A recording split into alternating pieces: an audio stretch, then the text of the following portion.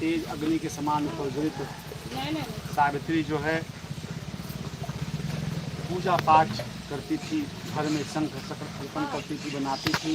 युवा अवस्था हो गया उसका, उसके पिता उसे कहे कि हे पुत्री, तुम्हारे योग्य वर का देने का समय आ गया है। हे पुत्री, देवताओं के निकट तो मैं नहीं कह सकता, परंतु मैं तुम्हें वचन देता हूँ कि उचित समय पर कन्या का विवाह हो जाना सही होता है, नहीं तो पिता को पाप लगती है। इसलिए तुम वृद्ध मंत्रियों के साथ जाओ और खुद ही एक वर का वरण करके ले आओ, मैं तुम्हारा विवाह करूँगा। उसकी कन्या वृद्ध मंत्री के साथ नगर में गया और नगर में जाकर के वह ऋतुसेन नामक विख्यात एक राजा क्षत्रिय था, उसके पुत्र को वह वरण कर लिया। पसंद आ गया, वह वरण करके वहाँ से चला आया। जब लौट रहा था तो रास्ते में नारद जी बैठे थे। नारद जी उनसे पूछे और नारद जी उनसे बतलाया कि हे नारद जी, हमने ऋतुसेन के छोटे बेटे के साथ अपना वरण कर लिया है, अपना पति मान लिया है, उसी के साथ। नारद जी बोले कि तुम अभी तुम्हारे अंदर बचपना, तुम जो काम की हो उचित नहीं है, इसमें एक दोष है। उन्होंने कहा कि दोष किस बात का है? नारद जी बोले कि वह जो है लड़का जो है अल्प आयु कम दिन तक जीवित रहे। हमने तो उसका वर्ण कर दिया, अब हमारे भाग्य में अगर ऐसा ही है तो हम क्या कर सकते हैं? अपने पिता से जाकर ये बात को बतलाई कि हमने तो उनका वर्ण कर दिया। अब यह कहते हैं नारद जी की वह अल्पायु कम समय तक जिंदा रहेगा, तो कैसे हो सकता है? उन्हें वह रोने लगी, चिंतित होने लगी। परंतु राजा ने अपने मंत्रियों से कहा कि राजा स्वाभिवासी होते हैं, अपनी बात पे भी होते हैं, उनका विवाह तो उसी से होगा। और पुनः उसका विवाह कन्या का कर दिए। सावित्री अपने पति के साथ प्रथम से अपनी एक दिन की बात सावित्री अपने जीवन काल अपने पति के साथ रहने लगी। एक दिन उसका मरने का समय आया। जंगल में जाकर के वह जो है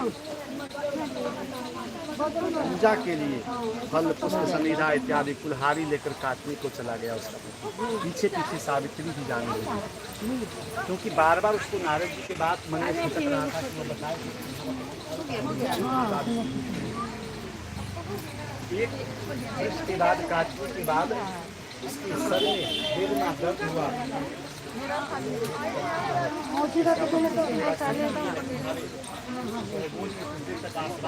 विश्राम करना चाहता हूँ।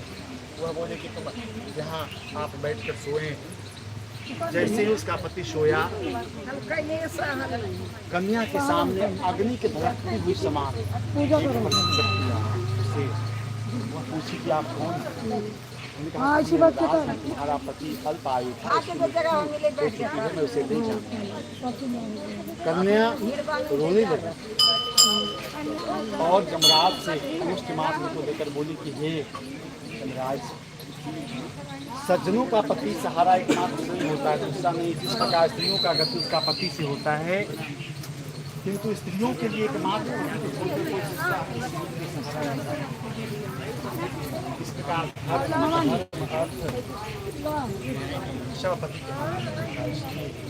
पति के प्राण को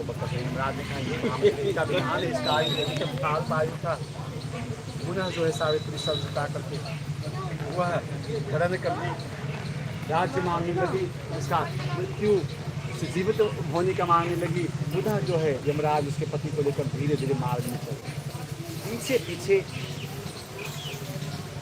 वो जो सावित्री थी वह भी चलने लगी। एक जगह ऐसा आया जहाँ के बाद यमराज सावित्री से बोली कर यहाँ से बात तुम जीवित व्यक्ति मार्ग नहीं जाते, तुम अब यहाँ से वापस।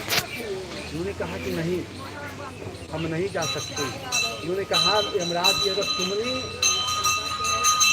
सौभाग्य के लिए वट वृक्ष का विधान किया था, अगर वह प्रत्येक का फल तुम अपने पति को अर्पित कर देती हो तो तुम्हारा पति पुनः सोए के समान जीवित हो जाएगा। पुनः यमराज की बातों को सुन करके वह जो है अपने फल का जो है अपने पति को अर्पित कर दी, उसका पति सोए हुए के समान गिर गया। सावित्री